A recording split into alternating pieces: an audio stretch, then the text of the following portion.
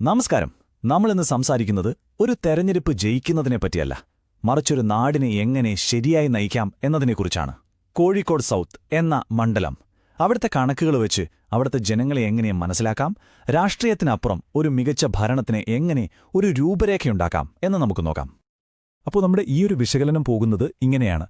ആദ്യം രാഷ്ട്രീയത്തിനപ്പുറമുള്ള യഥാർത്ഥ ലക്ഷ്യം എന്താണെന്ന് നോക്കും. പിന്നെ കോഴിക്കോടിന്റെ മണ്ണറിയും, അവിടുത്തെ ജനങ്ങളിൽ നിന്ന് വരുന്ന സൂചനകൾ എന്തൊക്കെയാണെന്ന് പഠിക്കും. അതിനുശേഷം ജനവിധിയുടെ ഉള്ളറകളിലേക്ക് കടന്ന് ഒടുവിൽ ഒരു മികച്ച ഭരണത്തിനുള്ള രൂപരേഖയിൽ നമ്മൾ എത്തിച്ചേരും.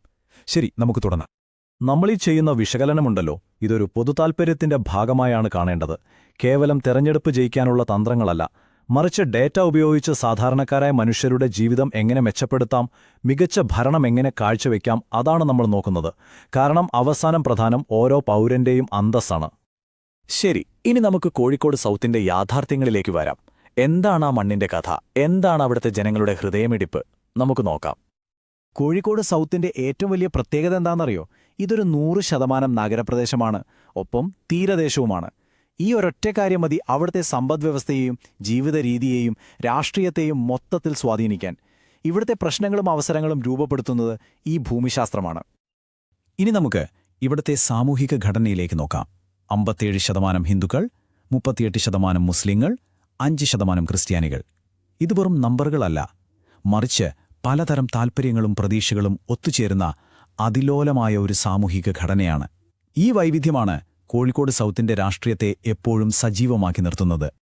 പക്ഷേ ഈ മണ്ഡലം നേരിടുന്ന ഏറ്റവും വലിയ വെല്ലുവിളി മറ്റൊന്നാണ്: ഇവിടത്തെ ചെറുപ്പക്കാർക്കിടയിലെ തൊഴിലില്ലായ്മ. 36%. ദേശീയ ശരാശരിയുടെ ഏകദേശം 6 ഇരട്ടി വരുമിത്. ഗൾഫിലെ സ്വപ്നങ്ങൾ പാതിവഴിയിൽ ഉപേക്ഷിച്ച് തിരികെ വരുന്ന ചെറുപ്പക്കാരുടെ നിരാശ കൂടി ഇതിനോട് ചേരുമ്പോൾ ഇതൊരു വലിയ സാമൂഹിക സമ്മർദ്ദമായി മാറുകയാണ്. ഒരു വശത്ത് തൊഴിലില്ലായ്മ, അതേസമയം മറുവശത്ത് സാധാരണക്കാരന്റെ നടുവൊടിക്കുന്ന വിലക്കയറ്റം. 7.3%. 2025 ഫെബ്രുവരിയിലെ കണക്കനുസരിച്ച് രാജ്യത്തെ തന്നെ ഏറ്റവും ഉയർന്ന നിരക്കുകളിലൊന്ന്. ഇതൊരു സ്റ്റാറ്റിസ്റ്റിക്സ് മാത്രമല്ല, ഓരോ വീട്ടിലെയും അടുക്കളയെ നേരിട്ട് ബാധിക്കുന്ന യാഥാർത്ഥ്യമാണ്. അപ്പോ ഈ പറഞ്ഞ ഭൂമിശാസ്ത്രം, സാമൂഹികാവസ്ഥ, സാമ്പത്തിക സമ്മർദ്ദം ഇതെല്ലാം കൂടി ചേരുമ്പോൾ എന്താണ് സംഭവിക്കുന്നത്? ഈ ഡേറ്റ നമ്മളോട് എന്താണ് പറയാൻ ശ്രമിക്കുന്നത്? കോഴിക്കോട്ടെ ജനങ്ങളിൽ നിന്ന് വരുന്ന ഏറ്റവും വ്യക്തമായ 3 സിഗ്നലുകൾ ഏതൊക്കെയാണെന്ന് നമുക്ക് നോക്കാം. ഈ ചാർട്ടിലേക്ക് ഒന്ന് നോക്കൂ. ജനങ്ങളുടെ ഏറ്റവും വലിയ ആശങ്കകൾ എന്തൊക്കെയാണ്? കുടിവെള്ളവും തൊഴിലവസരങ്ങളുമാണ് ഏറ്റവും മുകളിൽ. റോഡുകളും ഓടകളുമൊക്കെ തൊട്ടു പിന്നാലെയുണ്ട്. ഇതിൽ നിന്ന് ഒരു കാര്യം വ്യക്തമാണ്: ജനങ്ങൾക്ക് വലിയ പ്രഖ്യാപനങ്ങളോ മെഗാ പ്രൊജക്റ്റുകളോ അല്ല ആദ്യം വേണ്ടത്, മറിച്ച് അവരുടെ ദൈനംദിന ജീവിതത്തെ ബാധിക്കുന്ന അടിസ്ഥാന സൗകര്യങ്ങളാണ്. നിലവിലെ MLAയുടെ ഒരു വിശകലനം നോക്കാം. ഒരു മന്ത്രിയെന്ന നിലയിൽ വലിയ പദ്ധതികൾ കൊണ്ടുവരാൻ അദ്ദേഹത്തിന് കഴിഞ്ഞിട്ടുണ്ട്. അത് അദ്ദേഹത്തിന്റെ ശക്തിയാണ്. പക്ഷേ കുടിവെള്ളം പോലുള്ള അടിസ്ഥാന ആവശ്യങ്ങൾ നിറവേറ്റുന്നതിൽ പിന്നോട്ടുപോയി. കഴിഞ്ഞ തവണത്തെ നേരിയ ഭൂരിപക്ഷം സൂചിപ്പിക്കുന്നത് അതാണ്. ആ ചെറിയ മാർജിൻ ഒരു വലിയ മുന്നറിയിപ്പാണ്. ചുരുക്കി പറഞ്ഞാൽ ഈ സീറ്റ് ദുർബലമാണ്. എപ്പോൾ വേണമെങ്കിലും അറിയാം. ഉയർന്ന പോളിംഗ് ശതമാനവും കഴിഞ്ഞ തവണത്തെ നേരിയ ഭൂരിപക്ഷവും അത് അടിവരയിടുന്നു. ഇവിടെയാണ് ഭരണകർത്താക്കൾ ഒരു കാര്യം ഓർക്കേണ്ടത്: ഭരണമെന്നത് വെറും കണക്കുകളോ പദ്ധതികളോ അല്ല.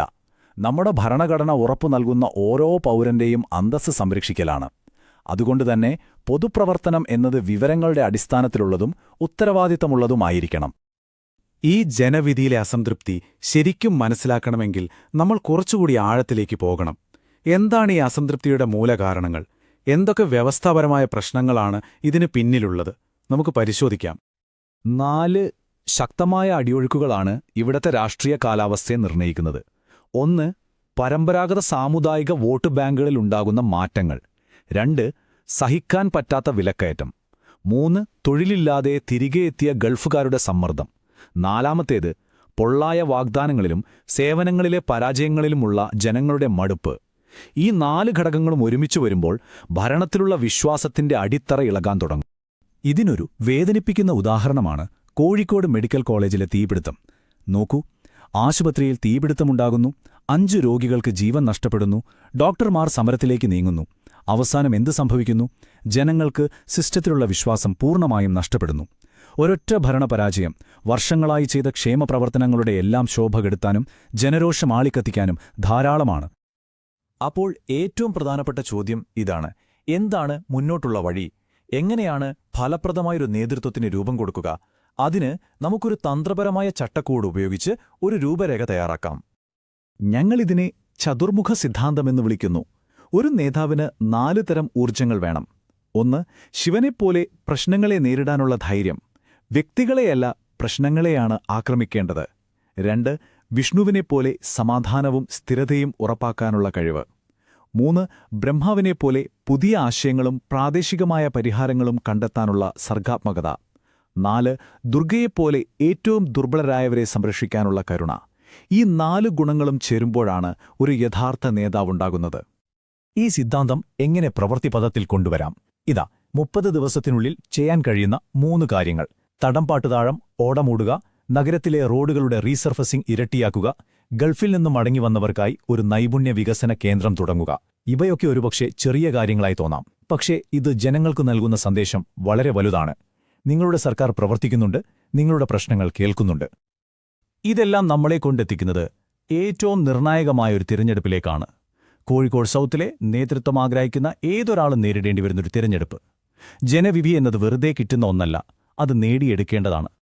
ഒരു എതിരാളിക്ക് വിജയിക്കാനുള്ള വഴി ഈ സ്ലൈഡിലുണ്ട്. 2021 BJP സഖ്യത്തിന് വോട്ട് ചെയ്തവരിൽ 17% പേരെ വരെ കൂടെ നിർത്താൻ സാധിക്കും. അതെങ്ങനെ? പ്രത്യയശാസ്ത്രം പറഞ്ഞിട്ടല്ല, മറിച്ച് ജനങ്ങളുടെ അടിസ്ഥാന പ്രശ്നങ്ങളായ കുടിവെള്ളം, തൊഴിൽ, റോഡ് എന്നിവയെക്കുറിച്ച് സംസാരിച്ചാൽ മതി. പക്ഷേ ഒരു കാര്യം പ്രത്യേകം ഓർക്കണം. ഇന്ത്യയുടെ പുതിയ ഡാറ്റാ പ്രൊട്ടക്ഷൻ നിയമങ്ങൾ അനുസരിച്ച് ഓരോ വ്യക്തിയുടെയും വിവരങ്ങൾ അവരുടെ സ്വകാര്യ സ്വത്താണ്. അവരുടെ സമ്മതമില്ലാതെ അവരെ സമീപിക്കുന്നത് നിയമപരമായി തെറ്റാണ്. ജനവിശ്വാസം ആർജിക്കേണ്ടത് അവരുടെ സ്വകാര്യതയെ മാനിച്ചുകൊണ്ടായിരിക്കണം. അവസാനിപ്പിക്കാൻ ഒരു ചോദ്യം മാത്രം. കോഴിക്കോടിന്റെ ഭാവി നിർണ്ണയിക്കാൻ പോകുന്നത് പഴയ രാഷ്ട്രീയ അടവ് നയങ്ങളായിരിക്കുമോ, അതോ സാധാരണക്കാരായ ജനങ്ങളുടെ നിശബ്ദമായ ആവശ്യങ്ങൾക്ക് ചെവികൊടുക്കുന്ന ആധുനികവും ഒരുമയോടെയുമുള്ള ഒരു പ്രവർത്തന ശൈലിയായിരിക്കുമോ? ഈ ചോദ്യത്തിനുള്ള ഉത്തരം ആധുനിക ഭരണത്തിന്റെ ദിശ നിർണ്ണയിക്കും. ജനങ്ങളെ കേന്ദ്രീകരിച്ച് പ്രവർത്തിക്കുന്ന ഒരു നേതാവാകാനും നിങ്ങളുടെ മണ്ഡലത്തെ ഉയരങ്ങളിലെത്തിക്കാനും നിങ്ങൾ ആഗ്രഹിക്കുന്നുവെങ്കിൽ blueprintstrategies.ai ബന്ധപ്പെടുക. mgr@blueprintstrategies.ai എന്ന ഇമെയിലിലോ 080420416002 എന്ന നമ്പറിലോ വിളിക്കാം. രാഷ്ട്രീയത്തിനപ്പുറമുള്ള ഒരു ലക്ഷ്യം.